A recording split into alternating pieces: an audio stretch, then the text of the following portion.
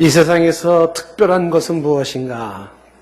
인생을 살면서 여러분의 인생에 아주 특별한 것이 있다면 그것은 무엇입니까? 바꿔 질문하면 우리가 이 세상을 살면서 내 인생에 가장 자랑스러운 것이 있다면 무엇입니까? 혹은 내 인생에 가장 큰 보람이 있다면 그것은 무엇입니까? 다른 질문으로 바꿔 말한다면 내 인생에 가장 큰 가치가 있다면 그것은 무엇입니까? 사람마다 다 대답이 다를지 모르겠지만 오늘 성경에서 그 대답을 사람이라고 합니다. 사람. 다시 말하면 특히 사람 중에서 예수를 믿는 성도, 크리스찬이라고 합니다. 사람이 인생이 제일 특별하고 사람이 인생에서 가장 큰 보람이며 사람이 인생의 가장 큰 자랑이라는 것이죠. 자, 오늘 이 사실을 한번 우리가 좀 확인을 하려고 합니다. 이 말씀을 통해서 한번 사람이 이 세상에서 내 인생에서 가장 큰 보람과 가치, 자랑이 된다는 사실이 어떤 건지 좀 한번 보도록 하겠습니다. 여러분, 고린도 교회와 사도 바울의 관계는 애증관계예요. 애증관계, love and hate. 그러니까 사랑하면서 밉고 미우면서 사랑하는 관계, 애증관계가 둘의 관계입니다. 먼저 표면상으로 나타난 이 둘의 관계를 보면 고린도 교회 입장에서 사도 바울은 실망스럽습니다. 고린도 교회가 사도 바울에 대해 불만을 가지고 있습니다. 그 실망과 불만의 이유는 뭐냐면 바울이 약속을 지키지 않는다는 겁니다. 바울의 스케줄 여정에 약속을 해놓고 그 여정이 틀어진 것이죠. 이 내용은 우리가 앞전에 고린도전서 16장 5절에서 9절까지 말씀에서 보았던 내용입니다. 4월 21일 날에 설교한 내용이고 그 내용이 우리 피플지 6월호에 지금 실려있죠. 요약된 게. 그러니까 바울이 고린도를 방문한 스케줄을 정해놓고 그것이 틀어졌어요. 그래서 내 뜻대로 되지 않는 그 인생에 대한 그 이야기를 우리가 본 바가 있습니다. 자, 그런데 그 약속을 어긴 사도 바울에 대해서 고린도 교회 반응이 뭐냐면 바울의 말은 신뢰를 못해 이런 거죠. 이게 고린도후서 다음 주부터 쭉 나올 내용이에요. 사도 바울은 그 말을 믿을 게 못돼 이렇게 사람들의 반응이 나오기 시작한 겁니다. 특히 고린도 교회 거짓 선지자가 침투해서 이 거짓 선지자가 분위기를 바꿔요. 뭐라고 바꾸냐면 사도 바울의 사도성은 의심스럽다. 혹은 사도 바울의 저 말은 신뢰할 수가 없다. 사도 바울에 대한 진정성에 대한 의심을 하기 시작을 하는 것입니다. 자, 이 영향을 받고 있는 교회가 사도 바울에 대해서 그런 실망과 불만을 터뜨리는 것입니다. 사도 바울에 대한 고마움보다는 사도 바울이 실망스럽다 이렇게 얘기를 하고 있는 거예요. 이런 입장에서 또 바울이 고린도 교회를 바라볼 때는 또 어떤가라고 할 때 이 사도 바울이 고린도 교회를 보면 속상해요. 그리고 화가 납니다. 왜 그러냐면 고린도 교회는 아직도 복음에 충실하지를 못해요. 너무 어려요, 사람들이 영적으로. 그래서 그 어린 모습으로 그들은 복음을 놓치고 당파 싸움을 하고 패를 갈라서 네 편 내 편을 나누고 그런 모습들이 교회의 모습이고 음란에 빠져 있고 그리고 잘난 체하고 되지 못하면서도 된 척하는 그들의 모습, 그런 모습들의 미숙한 모습들이 사도 바울의 보기에는 아직도 멀었어요, 저들은. 그래서 바울은 고린도 교회를 보면서 안타깝고 고린도 교회는 바울을 보면서 불만이 있는 것이 외관상 보여주는 모습입니다. 그런데 이게 전부 다가 아니에요. 그 이면으로 한 단계 더 들어가 보면 그들의 관계, 즉 고린도 교회와 사도 바울의 관계는 피보다도 진한 관계입니다. 무엇보다도 고린도 교회를 향한 사도 바울의 그 애틋한 마음이 대단하죠. 보통 사랑하는 게 아니에요. 자, 그것이 오늘 말씀에서 이제 바울의 그 진심의 일부를 드러내 보이는 거죠. 뭐라고 말을 하냐면 12절 말씀, 오늘 말씀 보시면 우리가 세상에서 특별히 너희에 대하여 이렇게 이야기가 나옵니다. 세상에서 특별한 사람이 고린도 교회 사람들이다. 너랑 나랑 너네와 우리와의 관계는 특별한 관계다. 이렇게 얘기를 하는 것이죠. 그래서 특별히 대했다는 겁니다. 이게 진심이죠.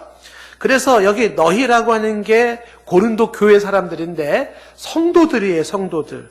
그들을 향하여 특별하다라는 표현을 좀 쓰고 있는 겁니다. 고린도 교회 성도들이 왜 특별한가? 성도들이 왜 특별한가? 그들이 뭔가 뭐 좋은 모습, 훌륭한 모습, 대단한 모습, 뭐 그런 것 때문이 아니에요. 특별한 이유는 하나입니다. 너희들이 바로 그리스도 예수를 믿는다는 거죠. 바꿔 얘기하면 하나님의 숭고한 주 예수의 보혈의 피로 너희들을 구원했다는 겁니다. 주 예수의 피로 구원받은 자들이기 때문에 하나님의 생명으로 지음받은 것으로 끝나지 아니하고 숭고한 주 예수 피값으로 사온 자들이기 때문에 너희들은 특별하다라는 거예요. 성도가 갖는 특별함, 크리스찬이 갖는 특별함을 지금 성경에서 사도 바울이 이야기하고 있는 겁니다. 자, 종종 우리는 이 사실을 놓치기가 쉽습니다. 그 특별함을. 여러분, 우리가 육적으로 한 아이를 출생할 때도 그 출생이 갖는 기쁨이 대단하지 않습니까?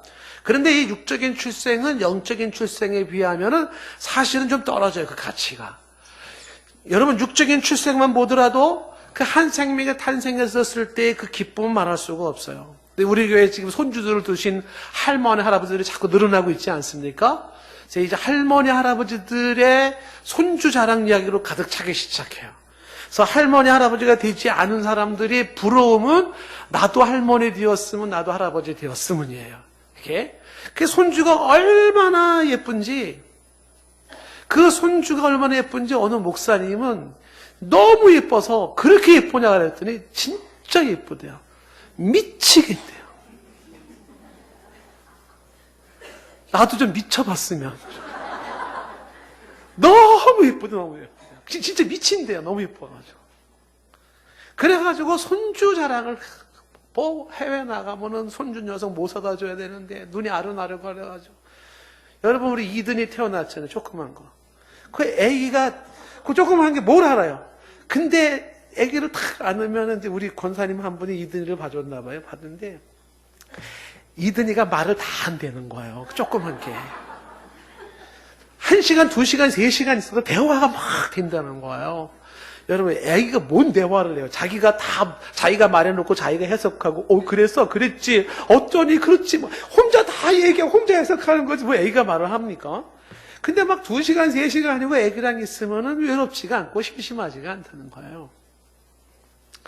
여러분, 이 한 영혼의 출생이 대단하죠.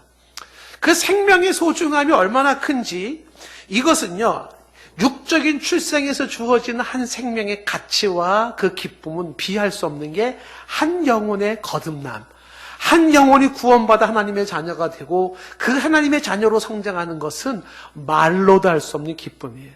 만약에 누군가 예수를 믿어 구원에 이르고 하나님의 자녀로 태어나 성장할 때 있잖아요. 하늘의 천사와 하나님이 춤을 추는 거예요. 말로도 할 수 없는 기쁨이 바로 영혼의 탄생과 그 영혼의 성장인 것이에요. 그래서 특별하다는 거예요. 예수님께서 마태복음 16장 26절 말씀에 말하지 않습니까? 사람이 만일 온 천하를 얻고도 제 목숨을 잃으면 무엇이 유익하겠는가? 사람이 무엇을 주고 제 목숨과 바꾸겠느냐라고 말하고 있죠. 우리가 흔히 얘기하는 말이죠. 천하보다 귀한 생명입니다. 그 어떤 천하의 무엇도 비교할 수 없는 생명의 소중함입니다. 그런데 이 한 생명이 출생해서 한 생명이 자라나는 것은 저절로 되는 게 아니라는 겁니다. 출생과 성장의 그 이면에는 누군가의 수고와 누군가의 희생이 있다는 사실이에요. 자식을 키워본 부모님들은 다 공감을 할 겁니다. 한 아이를 낳는 것도 쉽지 않고요. 그 아이가 무럭무럭 자라기까지 뒷바라지하는 게 그게 쉬운 일이 아니에요. 아이가 태어났을 때부터 매일같이 씻어주고 먹여주고 재워주고 입혀주고 학교 보내고 뒷바라지하면서 아프면 병원에 보내고 병원에서 대기하고 이게요 장난이 아닌 거예요. 장난이 아닌 거예요. 어제도 제가 병원에 신방 가다가 입구에 유치원 다니는 애 같아요. 환자복 입고 휠체어에 앉아 있는데 아주 젊은 삼촌이라고 하기에는 분위기가 삼촌 아닌 것 같고 아빠 같아. 전 굉장히 젊더라고요. 그 애 앞에서 이제 휠체어 앞에서 이제 바람을 쐬고 있는 모습을 보면서 스쳐가는 장면이었지만 그 젊은 나이에 그 아빠가 놀고 싶죠. 뭐 하고 싶은 게 얼마나 많겠어요. 가고 싶은 게 얼마나 많겠습니까. 뭐 직장도 다녀야 될 것이고 뭐 할 게 많을 거야. 근데 아이 때문에 다 포기하고 그 아이와 함께 병원에 있어주는 거죠. 이게 뭐 한두 번이겠습니까? 그 자식을 키우는 부모의 모습이 이런 것들이죠. 자식을 위해서 자기가 할 수 있는 모든 것들을 다 포기해야만 되고 그 자식을 위해서 수고하고 희생을 하고 그 터 위에서 한 생명이 태어나 자라기 시작을 하는 거예요. 예, 그럼에도 불구하고 자식들이 자라면 다 자기가 잘나서 큰 줄 알아요. 예, 자기가 다 알아서 똥기저귀 빨아가지고 자기가 다 알아서 차고 그리고 큰 줄 알아요. 예, 그게 아닌데 그리고 또 부모는 그렇게까지 온갖 희생을 해서 자식을 다 키워놓고도 부모는 매일 자식에게 못해준 것만 생각이 나가지고 괴로워요. 자식에게 더 잘해주지 못한 것에 대한 아쉬움이 남아있어가지고 부모는 평생 자식이 정말 죄인이에요, 죄인. 그리고 늘 부모는 고민하면서 그때 내 자식 그거 잘해줬어야 됐는데 그때 운동화 사줬어야 됐는데 그때 옷 하나 사줬어야 됐는데 그때 때리지 말았어야 됐는데 그때 도시락 좀 잘 사줬어야 되는데 늘 못해준 것만 생각이 나서 가슴이 아픈 게 부모의 모습이에요. 한 부모의 희생 속에 한 생명이 태어나고 부모의 희생 속에 그 아이가 자라나는 겁니다. 이게 영적인 원리도 똑같아요. 한 사람이 구원받아 하나님의 자녀가 되는 게 쉬운 일이 아니에요.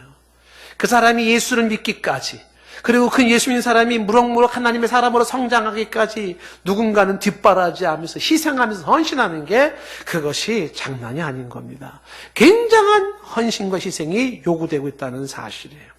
그래서 한 생명이 소중해요. 도대체 이 한 생명이 뭐길래 하나님은 독생자 예수 그리스도를 이 땅에 보내셨을까? 그 생명이 뭐길래 거룩하신 그 하나님이 인간에 되어 십자가에서 그 피를 흘리셨을까? 그 생명의 소중함. 그 생명의 소중함 때문에 이 복음을 아는 사람들 어떻게 해요? 자신이 쓰러져가고 죽어가면서도 그 생명을 세워나가고 생명을 잉태시키고 생명을 키우려고 하는 거죠. 우리가 일찍이 고린도전서 4장에서 이런 말씀 보았어요. 4장 8절 말씀부터 보시면 우리가 본 내용 중에 이런 내용이 나옵니다. 너희가 이미 배부르며 이미 풍성하며 우리 없이도 왕이 되었도다. 우리가 너희와 함께 왕 노릇하기 위해 참으로 너희가 왕이 되기를 원하라. 이게 무슨 얘기입니까? 고린도 교회 사람들이 배불렀어요. 풍성했습니다. 다시 말하면 그들은 배부름과 풍성함과 왕 노릇하면서 우아한 자기의 인생을 즐기고 있는 우아한 모습으로 폼 잡고 있는 고린도 교회 사람이에요. 그들을 향해서 풍자적으로 이야기하는 것이 뭐냐면 정말 왕이니 너네들이? 그러면서 정말 왕 좀 됐으면 좋겠다. 그러면 우리도 사도 바울도 일행도 니네들 같이 한번 좀 왕노릇 좀 한번 해보자. 이렇게 좀 풍자적으로 이야기를 하면서 뭐라고 계속 얘기를 하냐면 이렇게 얘기해요. 9절에 내가 생각하건대 하나님은 말이야. 9절에 생각하건대 하나님이 사도의 누리를 죽이기로 작정된 자 같이 어떻게 해요?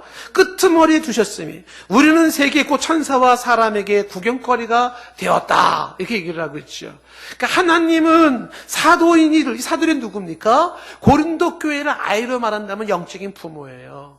그 영적인 부모들은 하나님이 마치 어떻게 만들어 놓았냐면 사형수같이 마치 죽일 사람처럼 저 밑바닥에다 처박아 놨어요. 그래서 세계와 천사 사람들 앞에서 구경거리로 초라하게 만들었다. 이렇게 얘기를 하고 있는 거죠. 이어지는 10절 말씀에 우리는 그리스도 때문에 어리석으나 그리스도 때문에 어리석다는 게 뭡니까? 그리스도의 이 복음을 위하여서 너희 같은 한 생명을 출생을 시키고 성장을 시키기 위해서 스스로 바보가 되었어요. 근데 너희들은 그리스도 안에서 지혜롭고 똑똑한 척하고 우리는 약한데 너희는 강한 척하고 너희는 존경할지 모르지만 우리는 비천하다고 이야기를 하고 있어요. 11절 말씀에 바로 이 순간까지 우리가 줄이고 목마르며 헐벗고 매맞으며 정처가 없고 12절 또 수고하여 친히 손으로 일을 하며 모욕을 당한 즉 축복하고 박해를 당한 즉 참고 13절 비방을 받은 즉 권면하니 우리가 지금까지 세상의 더러운 것과 만물의 찌꺼기같이 되었도다. 세상의 더러운 것과 만물의 찌꺼기같이 된 사람이 누구냐? 부모예요. 누구 때문에? 자식 때문에. 영적으로 말하면 한 생명의 출생에서 그가 성장하기까지 영적인 부모도 똑같아요. 어떻게 됐다고요? 세상의 구경거리가 됐어요. 세상에 더러운 것과 만물의 찌꺼기 같이 되어졌어요. 그 자식 살리려고, 그 자식 제대로 한번 키워보려고 세상에서 어리석은 자가 되어지고 줄이고 목마르고 헐벗고 매맞으며 초라한 모습으로 자신은 없어져 버려요. 왜 이렇게까지 하는가? 그 자식이 소중해서 그런 거예요. 그 생명이 소중해서 그런 것이. 육적인 부모와 자식과의 관계나 영적인 부모와 자식 간의 관계가 흡사해요.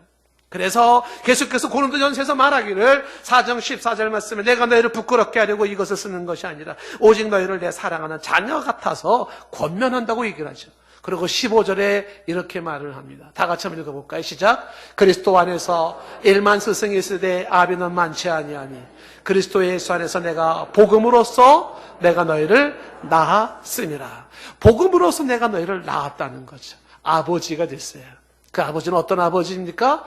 자식의 생명을 잉태시키기 위하여, 그리고 그 자식이 자라기까지 좀 전에 얘기했던 줄이고 목마르며 헐벗고 매맞으며 정처 없는 모습으로 살아갔던 그의 모습이죠. 자식을 위한 부모의 희생을 얘기를 하고 있는 것이죠. 그런 모습으로 살았던 것은 왜 그래요? 그 자식이 소중하기 때문에, 한 생명이 소중하기 때문이라는 겁니다. 서울대학교에서 학생 그 공모, 그 수필에서 생활수기 공모가 있었는데 거기 당선된 글이 하나가 있는데 제가 보면서 참 가슴이 찡하여 옵니다. 내용이 조금, 이건 좀 약간 좀 길지만 제가 그대로 한번 좀 읽어드리고 싶은데, 그건 설명할 문제가 아니라 써놓은 걸 그대로 읽어드리는 게 나을 것 같아요. 한번 들어보십시오. 실밥이 뜯어진 운동화, 지퍼가 고장난 검은 가방, 그리고 색바랜 옷. 내가 가진 것 중에 해지고 낡아도 창피하지 않은 것은 오직 책과 영어 사전뿐이다. 집안 형편이 너무 어려워 학원 수강료를 내지 못하던 나는 칠판을 지우고 물걸레질을 하는 등의 허드렛 일을 하며 강의를 들었다.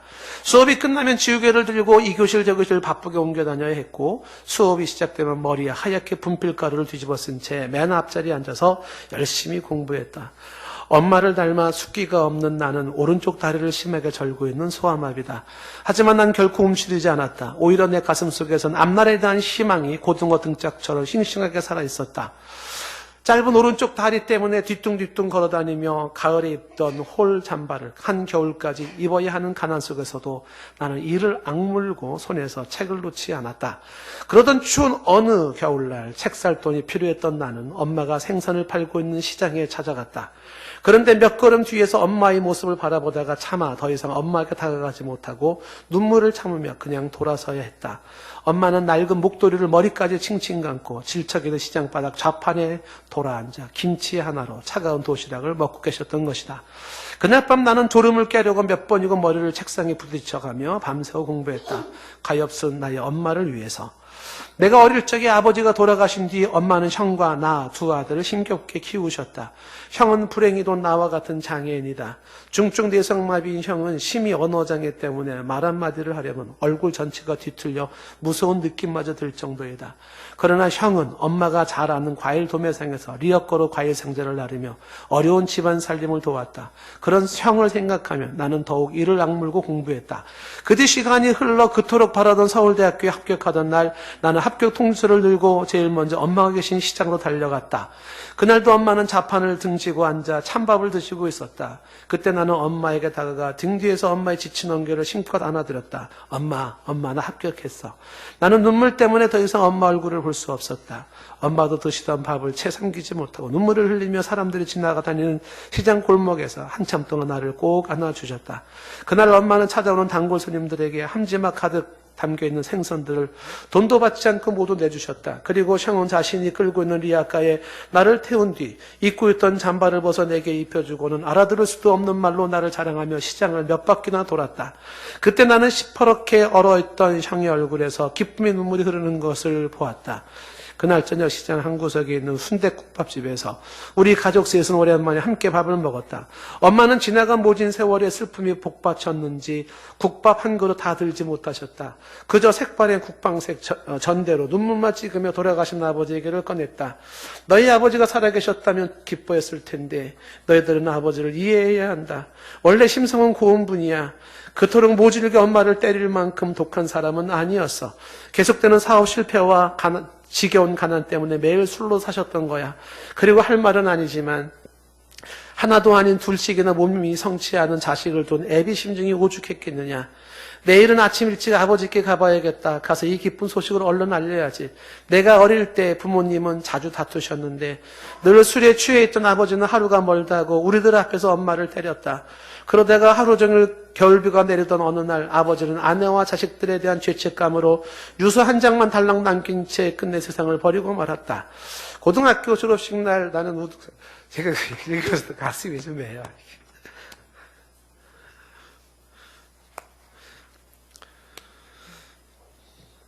고등학교 졸업식 날 나는 우등상을 받기 위해 단성으로 올라가다가 중심이 흔들리는 바람에 그만 계단 중간에서 넘어져 바닥으로 떨어졌다. 움직이지 못할 만큼 온몸이 아팠다. 그때 불이 나게 달려오신 엄마가 눈물을 글썽이며 얼른 나를 일으켜 세우셨다. 잠시 뒤 나는 흙 묻은 교복을 털어주시는 엄마를 힘껏 안았고 그 순간 내 등 뒤로 많은 사람들의 박수 소리가 들려왔다. 한 번은 새벽부터 늦은 밤까지 도서관에서 공부하다가 컵라면으로 배를 채우기 위해 매점에 들렸는데 여학생들이 여럿 앉아 있었다. 그날따라 절뚝거리며 그들 앞에 걸어갈 자신이 없었다. 구석에 앉아 컵라면을 먹고 있는 내 모습이 치근해 보일까봐, 그래서 혹시 나도 모르게 눈물이 날까봐 주머니 속에 동전만 만지작거리다가 그냥 열람실로 들어왔다. 그리고 흰 연습장 위에 이렇게 적었다. 어둠은 내릴 것이다. 그러나 나는 그 어둠에서 다시 밝아질 것이다. 이제 내게 남은 건 굽이굽이 고개를 넘어 풀꽃과 함께 누워 계신 내 아버지를 용서하고 지루한 어둠 속에서도 꽃등처럼 환히 나를 깨워준 엄마와 형에게 사랑을 되갚는 일이다. 지금 형은 집안일을 도우면서 대학 진학을 목표로 열심히 공부하고 있다. 아무리 피곤해도 하루 1시간씩 큰 소리로 더듬더듬 책을 읽어가며 좀처럼 나아지지 않는 발음에 대한 희망을 버리지 않은 채 오늘도 나는 온종일 형을 도와 과일 상자를 나르고 밤이 돼서야 일을 마쳤다. 그리고 늦은 밤 집으로 돌아오는 버스 안에서 어두운 창밖을 바라보며 문득 앙들의 말로의 말이 떠올랐다. 오랫동안 꿈을 그리는 사람은 마침내 그 꿈을 닮아간다. 너무나도 아름다운 말이다. 오랫동안 꿈을 그리는 사람은 마침내 그 꿈을 닮아간다. 이 글을 쓰신 분은 지금 미국에서 우주항공을 전공하고 박사과정을 받고 있다고 하고 국내의 어느 굴지 기업의 후원 속에 그 어머니와 형이 미국으로 같이 가서 공부하고 있다고 하는 후기가 좀 달려 있습니다. 소설 같기도 하고 영화 같기도 하고 뭔가 각색된 것 같은 느낌도 드는데 이런 글을 보면서 좀 가슴이 찡해지죠. 어쩌면 이런 건 특별하지 않을 수도 있어요. 우리 주변에서 이런 경우들은 많이 볼 수도 있을지 모르겠습니다. 그 어머니의 그 모습을 이 아들이 보면서 눈물을 삼키면서 공부를 했던 그 모습인 것이죠. 부모가 그래요. 부모는 시장바닥에서 자판이라도 깔고 그리고 찬 도시락에 김치 하나 얹어서 추운 겨울날도 그러고 있죠. 사도 바울이 얘기한 모습이 그런 거 아닙니까? 이 시각까지 내가 줄이고 목마르며 헐벗고 매맞으며 정처가 없었고 사람들의 구경거리가 되었고 박해를 받고 모욕을 받고 비방을 받았다는 거죠. 무엇 때문에? 자식 때문에. 무엇 때문에? 한 영혼의 탄생과 성장을 위해서. 한 생명은 그냥 탄생되는 게 아니기에, 한 생명은 그냥 자라는 게 아니기에 그 누군가의 부모라는 이름에 그 희생이 있어야지만 그 터 위에서 자라는 것이기 때문에 그렇다는 것입니다. 한 생명의 소중함을 말하고 있는 것이죠. 갈라디아서 4장 19절 말씀에 말하기를 갈라디아 교인들 향해서 이렇게 말을 했습니다. 갈라디아서 4장 19절 말씀에 나의 자녀들아 너희 속에 그리스도의 형상을 이루기까지 다시 너희를 위하여 해산하는 수고를 하노니라고 이야기를 합니다. 그리스도의 형상이 이루기까지 또 한 번의 해산의 수고를 한다. 이게 바로 애비의 마음인 것이죠. 우리가 미리 예습을 해보지만은요, 이 고린도 교회를 향해서 사도 바울이 고린도후서 2장 4절에 가면 이런 표현을 씁니다. 우리가 다음에 볼 내용인데, 내가 마음에 큰 눌림과 걱정이 있어 많은 눈물로 너희에게 썼노니 이렇게 되어 있죠. 이는 너희를 근심하게 하려는 것이 아니요 오직 내가 너희를 향하여 넘치는 사랑이 있음을 너희를 알게 하려 하노라. 이 많은 눈물로 너희에게 썼다는 게 이 고린도전서, 고린도후서 이 내용들이 뭐냐면 눈물의 편지입니다. 그냥 눈물이 아니라 쏟아지는 눈물이에요. 저 철없는 고린도 교회 성도들을 향하여서 이렇게 눈물을 쏟으면서 진심을 이야기하는 것은 너희들이 누구냐면 특별하다는 거예요. 왜 특별해요? 예수 그리스도의 그 고귀하고 숭고한 피로 값주고 사온 자들이라는 거예요. 그 누구가 아니라 하나님께서 당신의 피를 쏟으면서 사온 존재들이 성도요, 크리스천이요, 그게 교회라는 거예요. 그래서 너희들을 향하여서 눈물을 쏟은 거예요. 만약에 그렇게까지 소중하지 않다 그러면 이렇게까지 고생할 이유가 없고, 이렇게까지 초라하게 살 필요가 없고, 이렇게까지 울 필요가 없었던 거예요. 그런데 이렇게 짓밟히고 구경거리가 되어지고 이런 모습으로 사는 것은 네가 소중하기 때문이라는 것이죠. 그래서 오늘 말씀이 1장 12절에 이렇게 말하잖아요. 우리가 세상에서 특별히 너희에 대하여 말하면서 하나님의 거룩함과 진실함으로 행하되 라고 말하고 있습니다. 그들을 대할 때 하나님의 거룩함과 진실함으로 대했다고 말을 해요. 거룩함과 진실함으로. 이게 무슨 얘기입니까? 너희들을 대할 때 매우 조심스럽게 대했고, 매우 진지하고, 매우 정직하게, 매우 정성스럽게 대했다는 거예요. 왜? 소중하기 때문에. 함부로 대할 수 없었고, 거짓으로 대할 수 없었어요. 왜? 소중하기 때문에 그래요. 사랑의 징표는 조심스러움이잖아요. 사랑하는 것은 특별히 조심조심하지 않습니까? 사랑은 물에 익지 않아요. 거룩함과 진실함은 애지중지하는 모습입니다. 그만큼 특별하고 소중한 존재라는 것을 말하고 있는 겁니다. 성도가 이런 거예요. 주 예수를 믿어 하나님의 자녀로 태어나서 하나님의 자녀로 자란다는 게 이런 겁니다. 이렇게 소중하고 이렇게 특별하다라고 이야기를 하고 있는 것이죠. 계속해서 말하기를 1장 12절에 육체의 지혜로 하지 아니하고 하나님의 은혜로 행함은, 이 얘기는 그 고린도 교회 성도들을 대할 때 세상 방식으로 대하지 않았다는 겁니다. 세상 논리로 대하지 않았다는 것입니다. 그런 모습이 아니에요. 하나님의 은혜로, 하나님이 주시는 그 은혜로 그들을 구원하고 그들이 성장되기를 원하며 그렇게 했다는 것입니다. 이것을 이야기할 때 12절 말씀에 이것이 양심이 증언하는 바다라고 얘기를 합니다. 양심에 부끄럽지 않은 진실함을 이야기하고 있는 것입니다. 고린도 교회는 사도 바울에게 특별했습니다. 이 말은 지금 우리에게 말한다면 성도는 특별한 것임을 말하고 있는 거예요. 한 생명의 구원은 그냥 이루어지지 않습니다. 한 생명이 예수로 믿어 하나님의 자녀로 태어나 성장하는 게 그냥 되지 않습니다.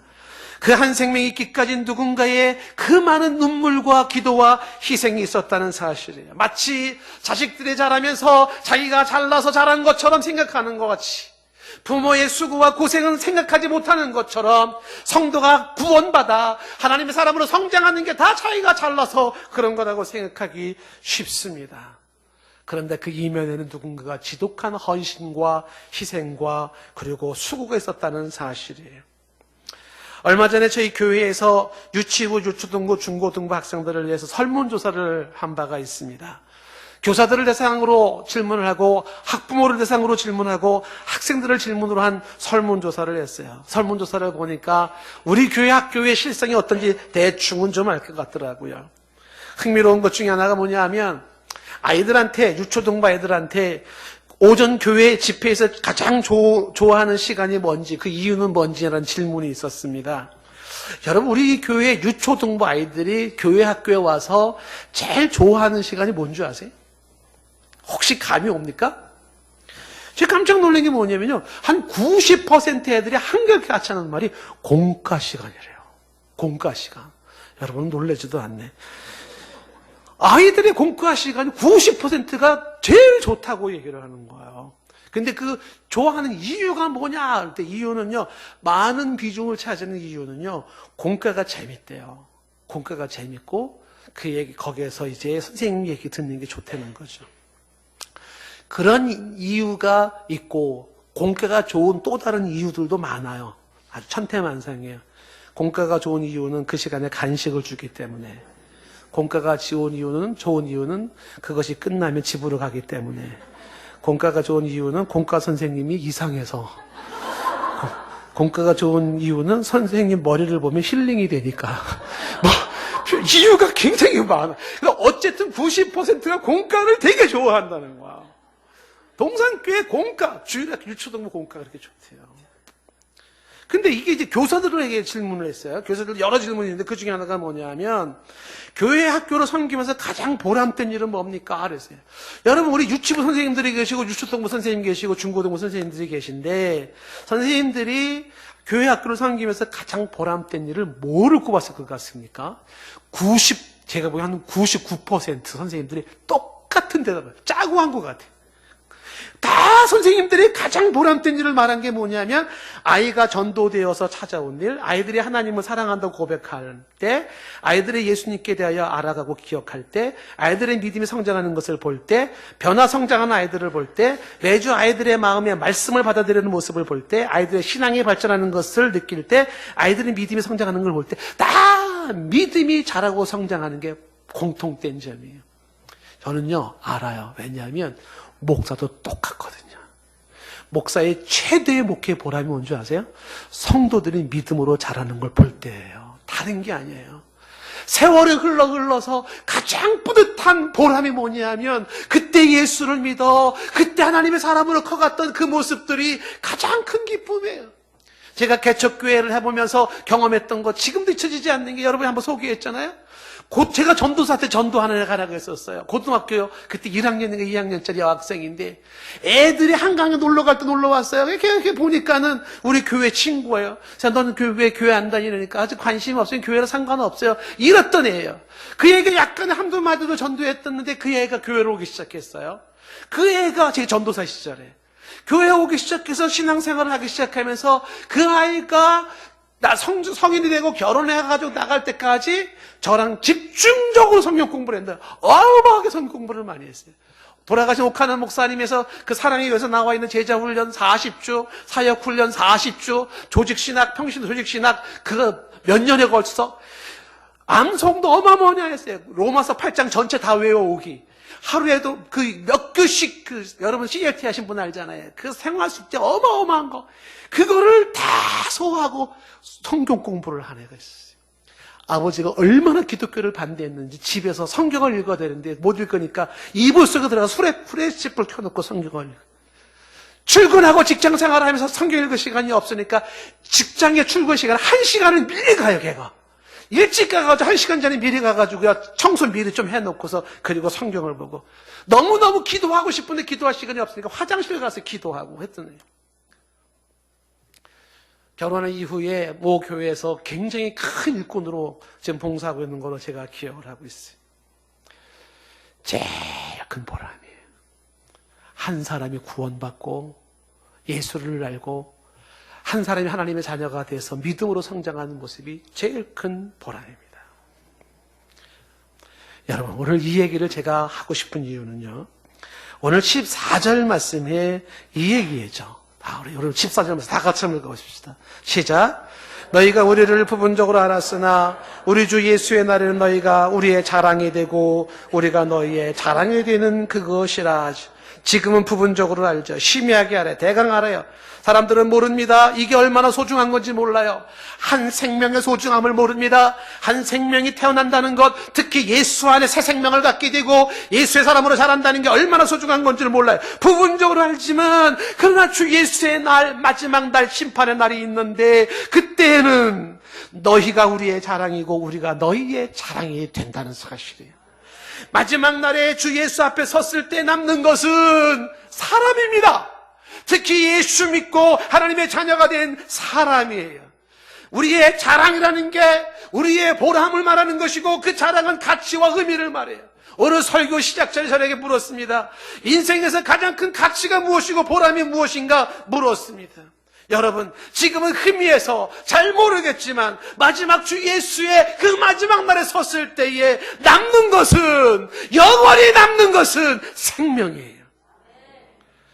그리고 서로를 바라보면서 너가 나의 자랑이라고, 사도 바울 전도자 입장에서는 네가 이 한 생명으로 태어나서 믿음으로 이렇게 자라준 것이 내 평생의 삶의 가장 큰 보람이라고, 가장 큰 자랑이라고 말을 해요. 그리고 아직은 철이 없어 몰랐던 이 아들, 딸 같은 자식들은, 이 성도들은 나중에 하나님 앞에 그리스도 그 앞에 섰을 때 나를 전도해준 당신이, 나에게 말씀을 가르쳐준 당신이 내게 가장 큰 자랑이라고 또한 이야기한다는 사실이에요. 부모의 자랑은 자녀예요. 다른 거 없어요.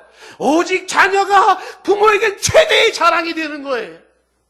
학교의 자랑은 학생들입니다. 다른 게 아닙니다. 훌륭하게 학생들이 배출되어지고 훌륭하게 학생들이 자라는 모습은 그 학교의 자랑거리가 되는 거예요. 국가의 자랑은요, 국민입니다. 국민이 어떠하냐가 그 국가의 자랑을 결정하는 거예요. 교회의 자랑은요, 성도예요. 다른 게 아닙니다. 그 교회 성도가 어떠냐, 이게 그 교회의 자랑이 되는 거죠. 하나님의 자랑은 뭘까요? 성도입니다. 주 예수 그리스도를 믿어 구원에 이르고 하나님의 자녀가 되고 하나님의 사람으로 커가는 그 성도가 바로 하나님의 자랑인 거예요. 많은 천하를 향해서 말할 겁니다. 보라! 저기 내 아들, 딸을 보라! 저기 있는 내 아들, 딸을 보라! 저기 내 아들이야! 저기 내 딸이야! 하나님이 자랑하는 것이.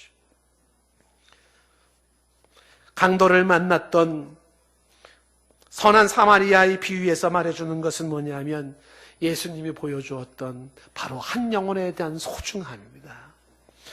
여러분, 탕자의 비유 속에서 다들이 떠났다가 돌아올 때 그 스토리에서도 우리가 볼 수 있는, 주목할 수 있는 게 뭐냐면 탕자를 향한 아버지의 마음인 거예요. 영혼이 소중해요. 자식이 소중합니다. 아버지의 마음이에요.